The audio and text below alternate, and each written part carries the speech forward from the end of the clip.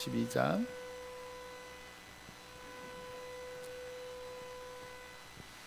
24절로 32절까지 저하고 한 절 한 절 교독합니다. 제가 먼저 읽습니다. 24절. 야곱은 홀로 남았더니 어떤 사람이 날이 새도록 야곱과 씨름하다가 자기가 야곱을 이기지 못함을 보고 그가 야곱의 허벅지 관절을 치매 야곱의 허벅지 관절이 그 사람과 씨름할 때에 어긋나더라. 그가 이르되 날이 새려하니 나로 가게 하라. 야곱이 이르되 당신이 내게 축복하지 아니하면 가게 하지 아니하겠나이다. 그 사람이 그에게 이르되 내 이름이 무엇이냐? 그가 이르되 야곱이니이다. 그가 이르되 내 이름을 다시는 야곱이라 부를 것이 아니요 이스라엘이라 부를 것이니 이는 내가 하나님과 및 사람들과 겨루어 이겼음이니라. 야곱이 청하여 이르되 당신의 이름을 알려주소서. 그 사람이 이르되 어찌하여 내 이름을 묻느냐 하고 거기서 야곱에게 축복한지라. 그러므로 야곱이 그곳 이름을 브니엘이라 하였으니 그가 이르기를 내가 하나님과 대면하여 보았으나 내 생명이 보존되었다 함이더라. 그가 브니엘을 지날 때에 해가 돋았고 그의 허벅지로 말미암아 절었더라. 그 사람이 야곱의 허벅지 관절에 있는 둔부의 힘줄을 쳤으므로 이스라엘 사람들이 지금까지 허벅지 관절에 있는 둔부의 힘줄을 먹지 아니하더라. 아멘. 성경에 보면은 수많은 사람들의 인생을 기록을 하고 있어요. 그런데 참 이 야곱의 인생을 보면 인생이 너무 파란만장한 것 같아요. 그죠? 우리가 너무 잘 알다시피 팥죽을 끓여가지고 형이 시장하다라고 하니까 형한테 그 팥죽을 주면서 형 나한테 장자권을 팔아. 그래서 장자권을 사는 그런 이야기도 나오고요. 아버지 이삭이 이제 연세가 들어서 하나님의 품에 안길 때가 되어졌을 때에 두 아들을 축복하겠다고 하잖아요. 근데 사실은 두 아들이 아니라 에서를 축복하고 싶었던 거죠. 그런데 그 에서의 그 옷을 훔쳐 입고 들어가 가지고 형처럼 꾸며 가지고 아버지의 마지막 유언의 축복을 받는 그런 이야기도 있고요. 결국 이러한 사건을 계기로 해서 형 에서에게 미움을 당해서 형이 동생을 죽이겠다고, 그래서 아버지 어머니의 품을 떠나서 외삼촌의 집으로 도망가는 가운데에 노숙을 하고 있는 그런 장면도 성경은 기록을 하고 있고요.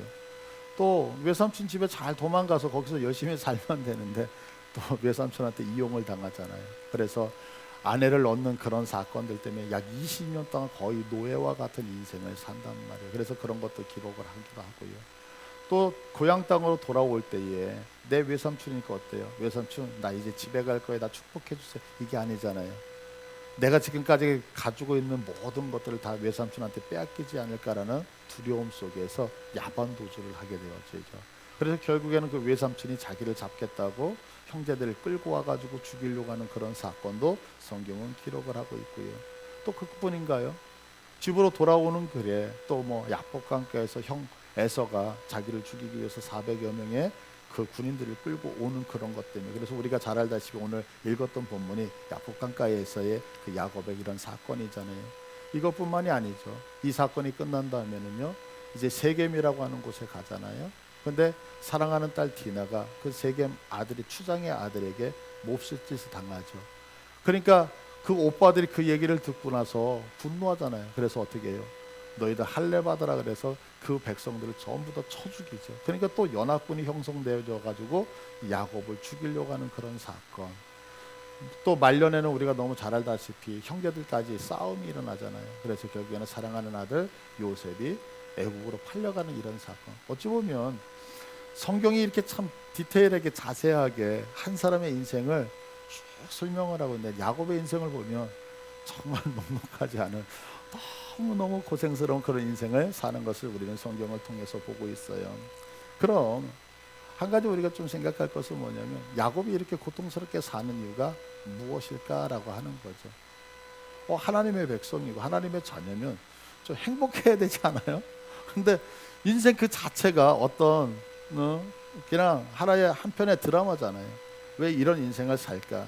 사실은 그것을 성경은 정확하게 얘기를 하진 않아요. 야곱이 고생하는 이유가 바로 이것 때문이다 라고 지적을 하진 않아요. 그러나 야곱이 출생했던 장면을 보면 우리가 조금 힌트를 얻을 수 있을 것 같아요. 그래서 그가 출생하는 장면을 한번 보자고요. 25장 26절을 보니까요, 후에 나오는 손으로 에서의 발꿈치를 잡았으므로 그 이름을 야곱이라 하였으며.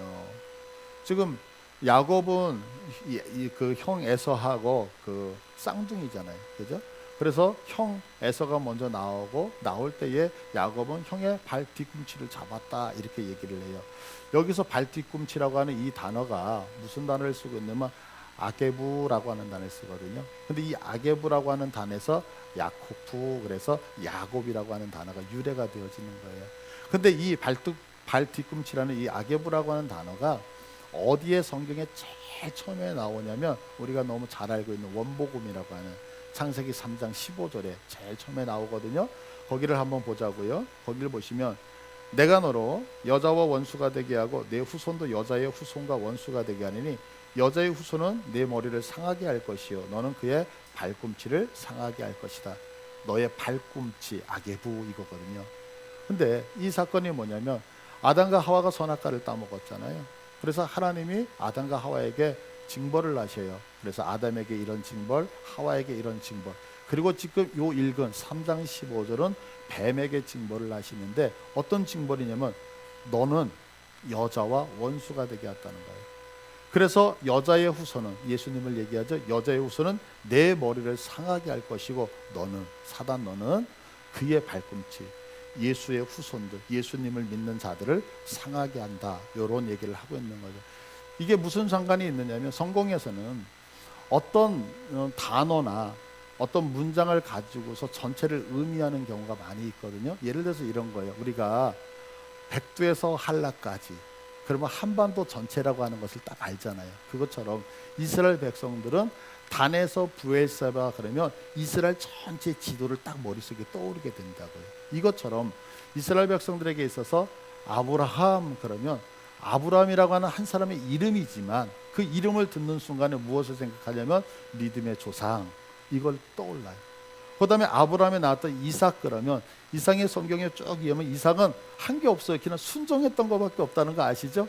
그러니까 이삭을 딱 듣는 순간 아 순종의 사람이었구나. 그러면 야곱 그러면 무엇을 떠오르게 되면 언약 이걸 떠오르게 돼 있는 거예요. 그래서 예를 들어서 성경에서 이런 경우가 있죠. 이사야서 43장 1절을 볼까요? 43장 1절 우리 한번 너무 귀한 말씀이니까 다 같이 읽자고요. 시작. 야곱아 너를 창조하신 여호와께서 지금 말씀하시니라. 이스라엘아 너를 지으신 이가 말씀하시니라. 너는 두려워하지 말라. 내가 너를 구속하였고 내가 너를 지명하여 불렀나니 너는 내 것이라. 하나님이 뭐냐면 너 내 것이라는 거예요. 왜? 내가 너를 구속했고 내가 너를 지명하여. 즉 언약의 말씀이잖아요. 근데 앞에 어떻게 시작을 해요? 야곱아 그리고 이스라엘아 동일한 사람을 부르고 있단 말이에요. 그러니까 이렇게 야곱아라고 얘기할 때 성경에서는 꼭 다는 알지만 대부분 어떤 언약의 말씀을 하실 때 야곱아 이렇게 얘기를 하고 있다는 거죠. 근데 이 야곱이 지금 태어날 때 어떻게 된다 그랬어요? 아까 보니까 어디서 아게부 형의 발꿈치를 잡았다라고 얘기를 하죠. 그러면 어떤 연관이 있냐면 3장 15절을 한번 다시 보자고요. 보세요. 3장 15절에 내가 너로 여자와 원수가 되게 하고 내 후손도 여자의 후손과 원수가 되게 하리니 여자의 후손은 내 머리를 상하게 할 것이다. 너는 그의 발꿈치를 상하게 할 것이다. 누가? 사단이 언약의 백성들의 발꿈치를 상하게 한다. 그러니까 무슨 말이에요? 주님이 오시기 전까지는 언약의 백성들 우리 예수 믿는 사람들이잖아요. 우리 예수 믿는 사람들은 늘 사단의 공격을 당하기 때문에 그 발꿈치를 상하듯이 이 땅에서 사단의 탓이 되어서 고생하고 수고하는 인생이 될 수밖에 없다는 것을 야곱의 인생을 통해서 우리에게 잠깐 힌트를 성경이 주고 있다는 거죠. 이렇게 성도들은 다 어려움 속에 살고 있어요. 야곱도 마찬가지였고요. 그런데 이럴 때 하나님은 가만히 쳐다만 보고 계신가요? 그렇지 않죠. 하나님은 언약의 백성들을 늘 보호하시는 거 여러분들 믿으시죠? 우리가 성경에서 보면 그러잖아요. 우리에게 시험이 올 수 있어요. 그러나 시험이 올 때에 우리에게 피할 길을 예비하시는 하나님인 것을 믿으시죠? 왜냐하면 하나님의 보호하심이 우리에게 펼쳐지기 때문에 그렇죠. 근데 하나님께서 우리를 보호하실 때 어떻게 보호하시냐면 천사들을 통해서 보호하시는 경우가 되게 많아요. 그런데 성경에서 천사가 등장하는 장면을 보면 몇 가지로 이렇게 구분해서 볼 수가 있거든요. 근데 먼저는 천사가 단수로 나타날 때가 있어요. 천사가. 그러면 천사가 단수로 나타날 때는 어떤 역할들을 하냐면 보통은 하나님이 가지고 있는 메시지를 우리에게 전달해 주려고 할 때 천사가 나타나요. 어떻게? 단수로. 한번 보자고요. 창세기 16장 7절을 한번 볼까요?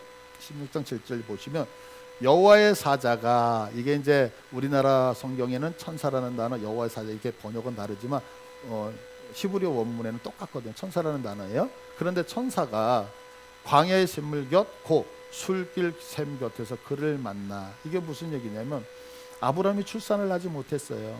그러니까 그의 부인 사레가 조마조마한 거예요. 그래서 자기에게는 몸종 하갈이 있었잖아요. 그래서 여보, 나는 나이가 먹어서 아기를 못 낳으니까 내 몸종 젊은 여자가 있으니까 당신에게 들여보낼게. 그래서 아브라함이 이 하갈과 이제 동침을 하게 되어져요. 근데 이 하갈이 은혜를 받아서 임신을 하게 된 거예요. 근데 어느 날 보니까 자기 집주인은, 사레는 아기를 갖지 못해 자기는 임신을 했어요.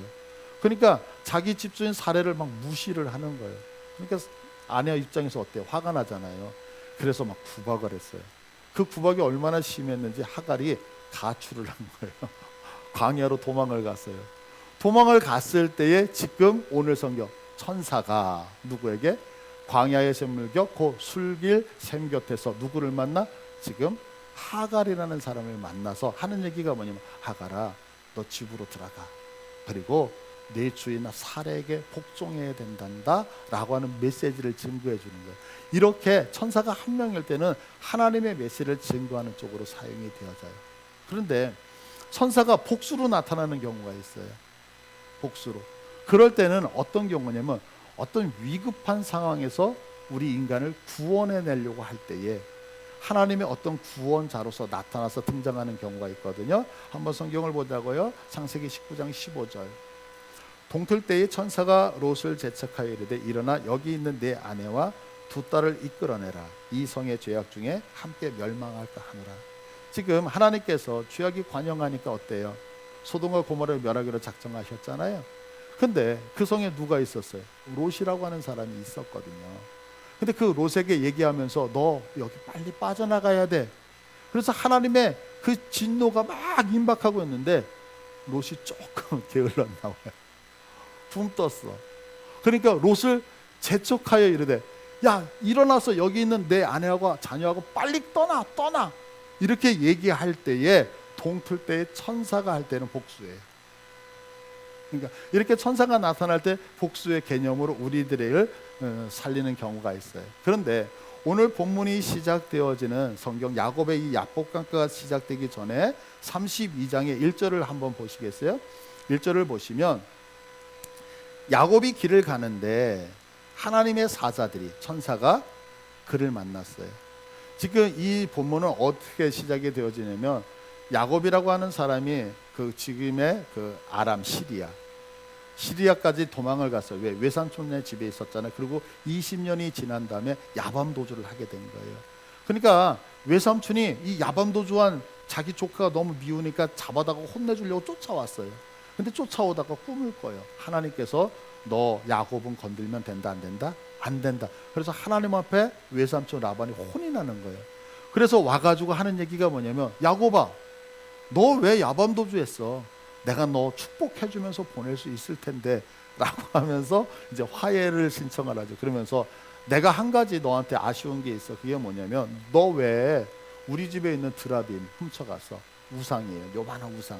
그거 훔쳐갔어. 그거 내놔 라고 하면서 그 드라빔을 찾았는데 사실은 그 드라빔을 라헬이라고 하는 딸이 훔쳐가지고 경수를 한다 그러면서 자기 엉덩이에 깔고 안고 있었거든요. 근데 찾지 못하니까 도망을 그냥 가버린 거죠. 그러면서 다시 이제 야복강을 향해서, 이스라엘 향해서 출발하는 그 과정이 지금 이 얘기거든요. 그래서 야곱이 길을 가는데 어디? 이제 삼촌하고 헤어져서 내 고향 땅을 찾아가고 있는데 하나님의 사자들이 그를 만난지라 그래요. 그런데 아까 우리가 단수와 복수만 봤잖아요. 근데 여기는 조금 달라요. 야곱이 그들을 볼 때 이르기를 이는 하나님의 군대다. 복수도 그냥 복수가 아니라 엄청 많은 무리예요. 무리. 그래서 그 장소를 보내면 그 땅 이름을 마하나임이었다라고 이름을 지었다라고 하는 거예요. 그런데 보세요. 아까 제가 말씀드렸잖아요. 복수로 나타날 때는 하나님이 우리를 돕기 위해서. 근데 야곱은 지금 마음이 편해요? 편하지 않아요? 편하지 않은 거예요. 편하지 않다 보니까 이렇게 천사들을 눈으로 보기는 했지만 이 군대로 나타난 천사들이 어떤 일을 하는지는 전혀 깨닫지 못한다고요. 그냥 잊어버리고 있는 거예요. 그거에 대해서 관심조차도 없어요. 그래서 창세기 32장 3절을 계속해서 보시면 야곱이 세일 땅 에돔들에 있는 형 에서게로 자기보다 앞서 사자들을 보내며 이렇게 얘기를 하고 있어요. 왜냐하면 지금 형이 400명의 군대를 이끌고 자기를 죽이러 온다는 것을 알고 있었던 거예요. 그러니까 그것을 모면하기 위해서 이제 인간이 쓸 수 있는 모든 동기를, 행동을 다, 방법론을 다 동원하는 장면들이 나오는 거예요. 그러면서 5절에 보시면 5절에 내게 소와 나귀와 양떼와 노비가 있으므로 사람을 보내어 내 주께 알리고 내 주께 은혜 받기를 원하나이다. 이게 뭐예요? 내가 갖고 있는 재산을 형에게 다 미리 나눠주는 거예요. 그래서 형이 그 재산을 받아서 마음이 풀려 형의 그 노여움 속에서 내가 생명을 부지하기를 원한다라고 얘기를 하고 있는 거예요. 근데 이것을 성경은 아주 구체적으로 얘기를 해요. 어떤 인간적인 방법을 쓰는지 구체적으로 이야기를 하는데 어떤 방법들을 쓰는지 한번 보자고요. 그러면 이 야곱이라고 하는 사람은 이 방법론을 쓰는 이유가 있어요. 그것이 뭐냐면 32장 7절인데요. 32장 7절에 보니까 야곱이 심히 두렵고 답답하여 이렇게 얘기를 하고 있어요. 여러분도 생각해 보세요. 우리도 동일하지 않아요? 내가 어떤 삶에 문제가 생겼어요. 그러면 그것 때문에 두렵잖아요. 예를 들어서 내가 뭐 어떤 분이 지난주에 저하고 잠깐 상담을 하는데 하나님 목사님 기도해 주세요 라고 얘기를 하더라고요. 그래서 네, 어떤 것 때문에 그럽니까 라고 하니까 이제 아파트가 청약에 대해서 들어가야 되는데 요즘 대출금리가 확 올라갔잖아요. 대출금리가 어제 이제 그 현대자동차에 다니는 분을 잠깐 만났어요. 근데 그 옛날에 뭐 이렇게 차를 사기 위해서 1년 기다린다라고 얘기를 했었잖아요. 그게 다 사라졌대요. 왜 사라졌느냐라고 하니까 예전에는 자동차 할부 그 금리가 뭐 많아야 2.5%, 2.7%. 근데 지금은 8%래요. 8%. 그러니까 자동차를 사면 8%를, 근데 그건 고정금리라 바꾸지를 못한다네요. 그러니까 모든 사람들이 너무 높으니까 다 취소를 했다는 거예요. 이게 염려잖아요. 근데 아파트가 청약이 됐어요. 근데 지금 대출 받아서 들어가야 되는데 금리가 높아지는 거예요. 그러니까 이자가 너무너무 부담이 되어지니까 기도해달라고, 왜 포기할 수도 없고 들어가기도 어렵고. 그래서 아직 그 잔금을 치러야 되는데 잔금을 치르지 못했다라고 하는 이야기를 제가 들었거든요. 자, 이럴 때 여러분들 마음이 어떠시겠어요? 너무 두렵지 않으세요? 왜? 내가 지금까지 번 돈 다 집어넣고 집 하나 살려고 하는데 금리가 올라가서 잔금을 치르지 못해요. 이 집이 어떻게 될까? 염려 근심할 수 있잖아요. 두렵잖아요. 답답하잖아요. 해결 방법은 없으니까. 그러니까 이 해결 방법을 찾기 위해서 지금 야곱도 동일한 방법을 쓰는 거예요. 어떻게 쓰고 있느냐면 11절을 보세요. 뭐가 그렇게 두렵냐면 내가 주께 간구하오니 내 형의 손에서 에서의 손에서 나를 건져내시옵소서. 내가 그를 두려워하는 이유가 뭐냐면 그가 와서 나와 내 처자들을 칠까 겁이 나기 때문입니다. 지금 20년 전에 형 에서를 피해서 바단 아람에 가가지고 얼마나 고생을 많이 했어요. 여러분들 집을 떠나면 뭐 한다? 개고생. 20년 동안 개고생했잖아요. 얼마나 고생을 많이 했어요.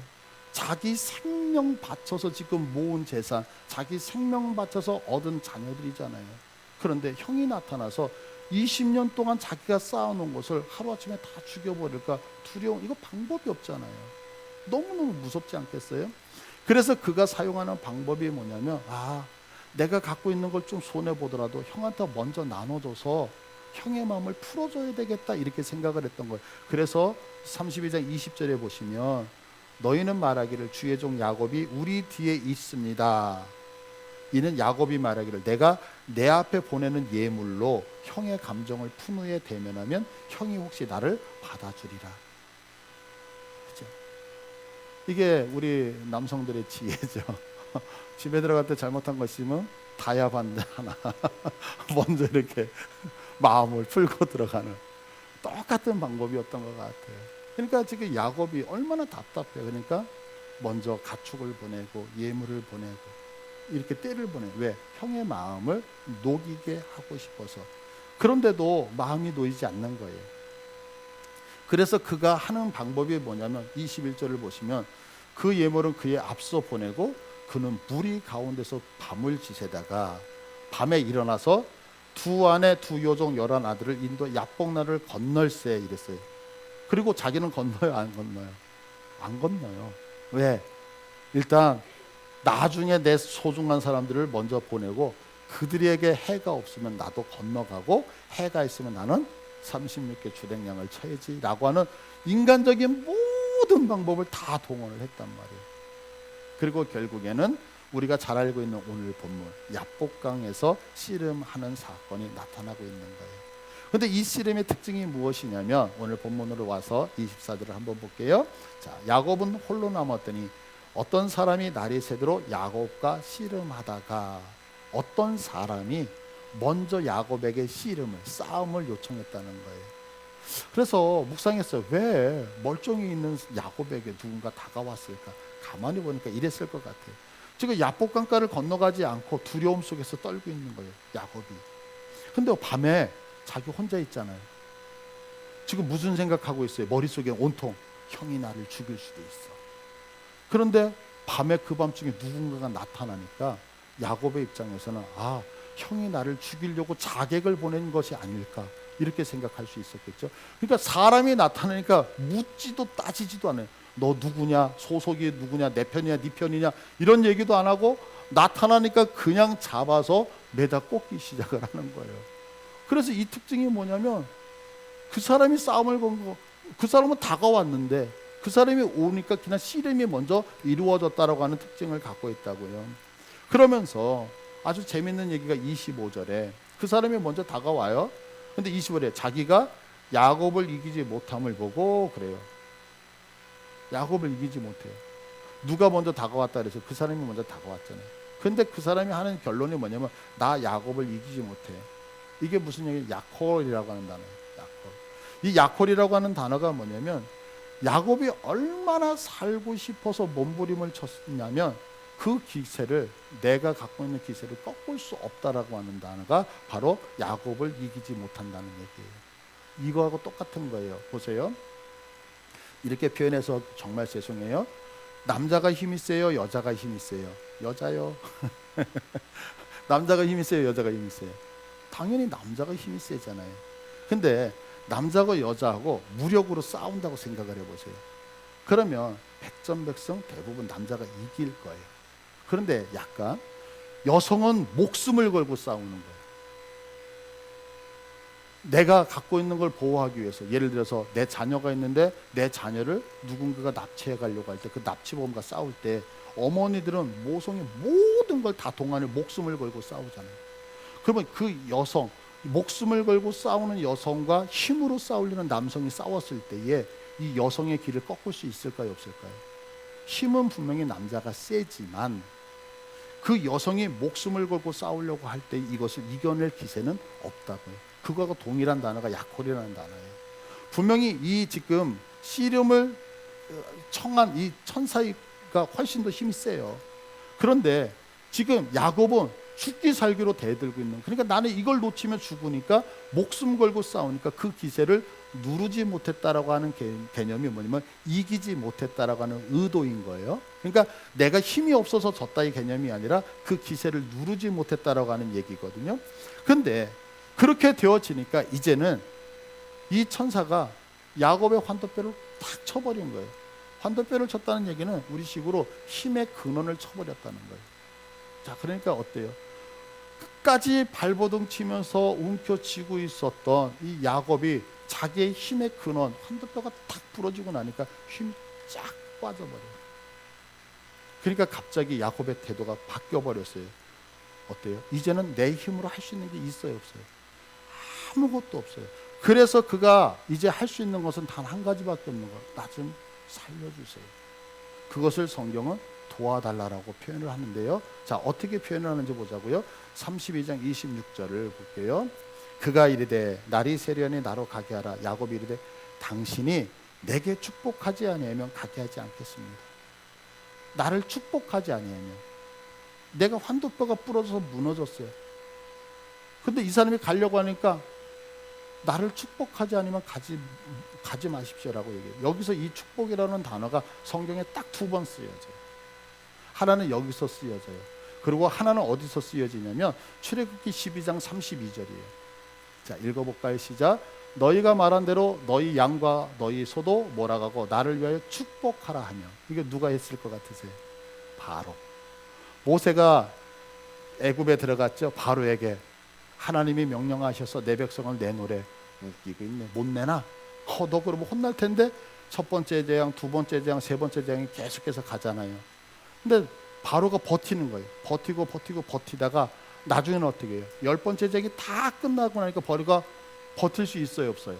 더 이상 버틸 수 없잖아요. 그래서 너 갖고 있는 거 양, 소, 재물 다 가지고 나가. 그런데 한 가지 나를 축복해. 이게 무슨 의미냐면 이거예요.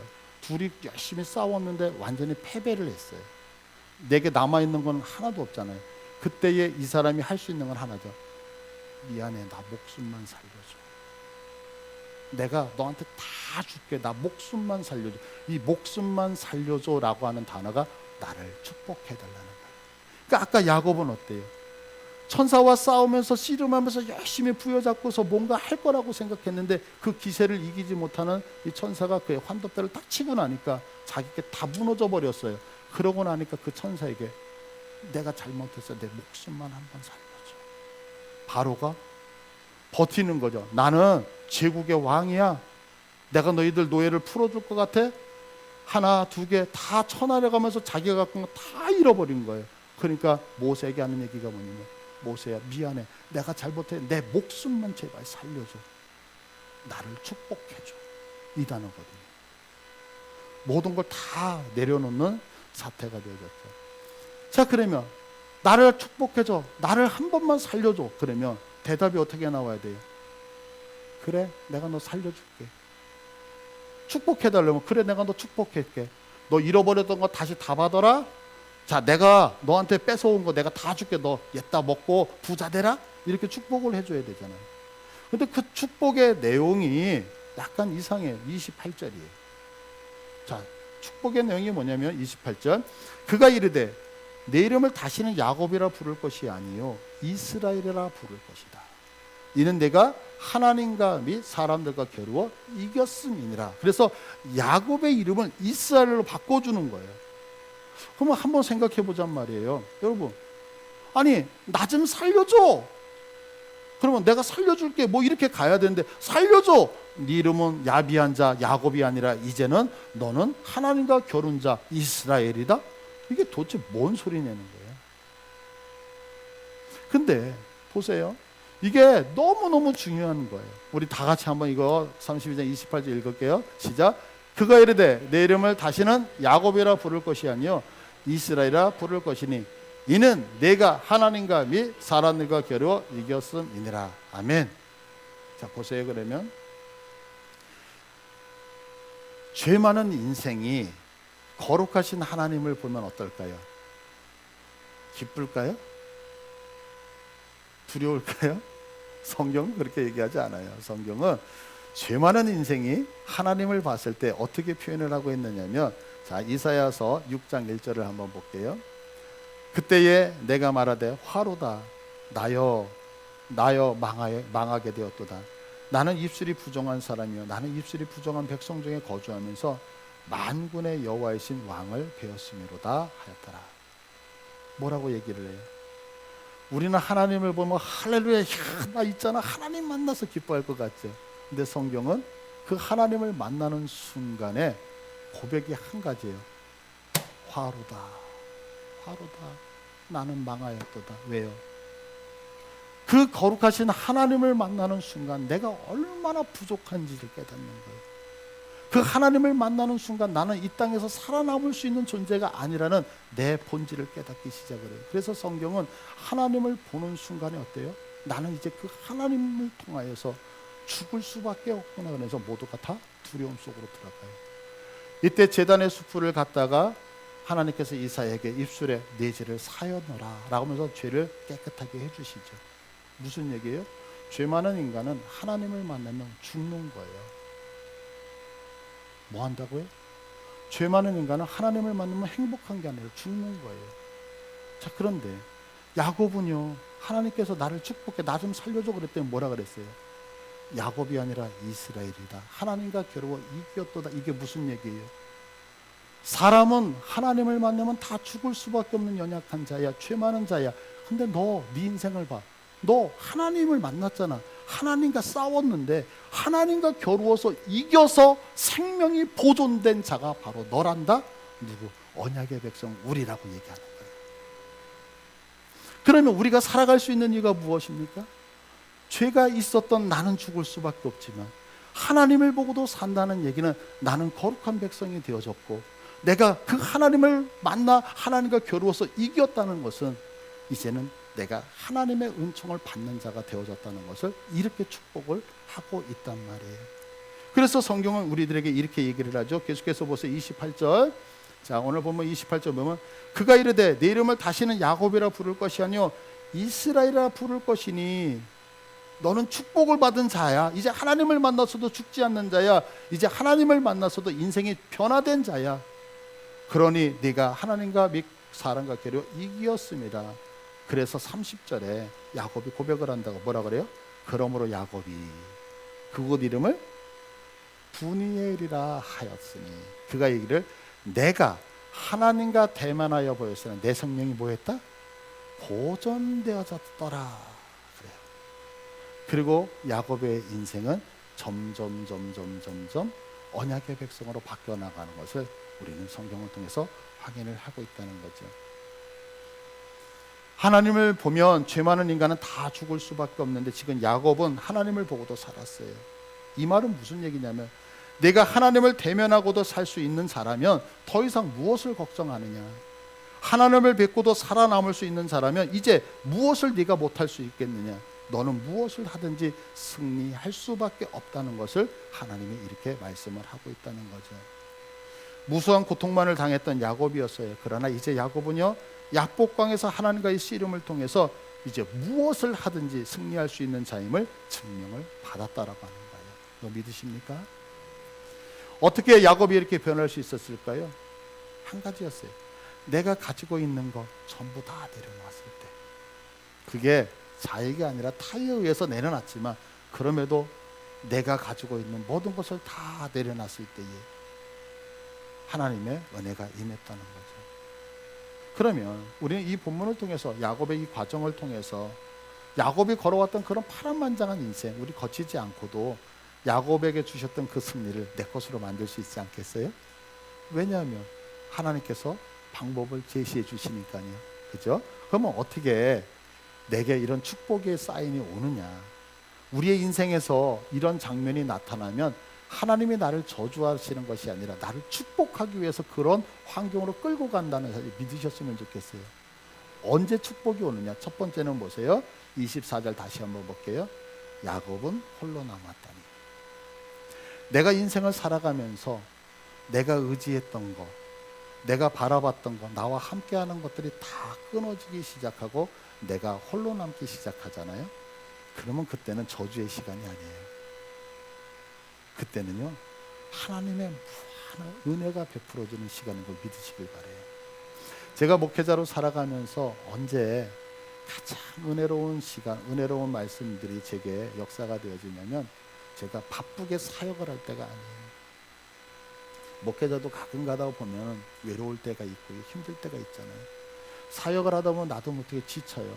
근데 그렇게 지침이 많은 분들이 계심에도 그 군중 속에서 고독감을 느낄 때가 있거든요. 이것을 해도 안 되고 저것을 먹어도 안 되고 뭐 쉬어도 안 되고 되게 외로울 때 나만 혼자 남겨졌다라고 생각할 때가 있다고요. 근데 그렇게 남겨졌다고 생각할 때 목회자이니까 누구 앞에 나오게 되냐면 주님 내가 왜 마음이 이렇죠? 라고 주님과 대화하기 시작을 해요. 근데 놀라운 사실은 뭐냐면 그때가 하나님의 은혜를 가장 많이 풍족하게 받을 때인 거예요. 그때 느껴지는 그 하나님의 음성은 저의 인생을 다 정말 위로하고 격려하시면서 힘을 주시는 그런 시간이었던 것을 저는 경험을 했어요. 여러분들 혹시 인생을 살다가 바쁘게 살고 내가 뭔가를 열심히 하고 있는데 그런 것들이 다 끊어지는 거예요. 그러면서 점점 내 인생이 고립되어져 간다? 그러면 여러분, 그것은 저주가 아니라 하나님이 여러분들을 지금 만나고 싶으셔서 만드시는 장면인 것을 기억하시기를 바라요. 이때 우리가 해야 될 것이 하나가 있어요. 모든 건 내려놓고 오직 그분의 얼굴만을 바라보세요. 그러면 그때 하나님의 위로와 격려가 우리에게 쏟아지게 되어진다는 사실이에요. 두 번째는 뭐냐면, 계속해서 어떤 사람이 날이 새도록 야곱과 씨름하더니, 그래요. 여기서 씨름했다는 것이 뭐냐, 수동태예요. 내가 가서 씨름을 한 게 아니라 그 사람이 내게 싸움을 붙여온 거예요. 자, 싸움을 붙여오는데 싸움을 안 하는 사람이 어디 있어요? 그죠? 마찬가지. 우리는 그런 사람이 아니잖아요. 죄송해요, 제가 너무 그러나요? 우리는 막 하나님, 내가 주님을 사랑해서 충성하겠습니다, 내가 자발적으로 그러기보다는 어떤 계기가 돼서 기도하는 경우가 훨씬 더 많잖아요. 그죠? 그런데 내 인생 속에서 나도 모르게 내 마음하고는 다르게 내가 성경을 읽고 싶을 때가 있어요. 내가 그런 사람이 아닌데 왠지 모르게 막 금식도 하고 싶을 때가 있어요. 나도 모르게 내가 주를 위해서 뭔가 해야 될 것 같은 그런 마음이 막 움직일 때가 있다고요. 그죠? 이때가 언제냐면 바로 하나님이 나를 은혜의 자리로 끌고 가시는 자리인 거예요. 이때 여러분들이 하실 수 있는 것은 내가 왜 이러지, 정신 챙겨야지 이게 아니라 나도 모르게 왜 내 마음에서 성경을 읽고 싶지? 내려놓고 그 음성 앞에 반응할 성경을 읽으시기를 바라요. 내가 나도 모르게 왜 이 시간에 내가 기도하고 싶지? 그 시간에 여러분들 기도하시기를 원해요. 그러면요, 하나님의 모든 건 내려놓고 그 음성 앞에 반응하는 우리들에게 하나님의 은혜와 복을 허락하신다고요. 바로 누군가에 의해서 내가 기도하는지가 되어지고 내가 성경 읽는 데가 되어지고 바로 이때가 나에게 축복이 되어진다는 거죠. 여러분, 정리할게요. 내가 홀로 있게 되고 내가 어떤 자로부터 부름을 받을 때에 철저하게 그 시간은 하나님이 지금 나를 부르고 있는 시간으로 믿으시길 바라요. 그래서 여러분이 갖고 있는 모든 인간적인 방법들 다 내려놓고 하나님이 원하시는 대로 가시면 하나님의 영광이 보여질 것입니다. 그래서 올 한 해 야곱에게 하나님과 겨루어 이기었기에 너는 무엇을 하든지 승리할 수 있다라고 하는 그 말씀이 우리의 삶 가운데서 펼쳐져서 우리도 그런 은혜와 복 안에서 승리의 복됨을 살아가기를 간절히 축복합니다. 우리 이 시간에 한번 말씀을 붙들고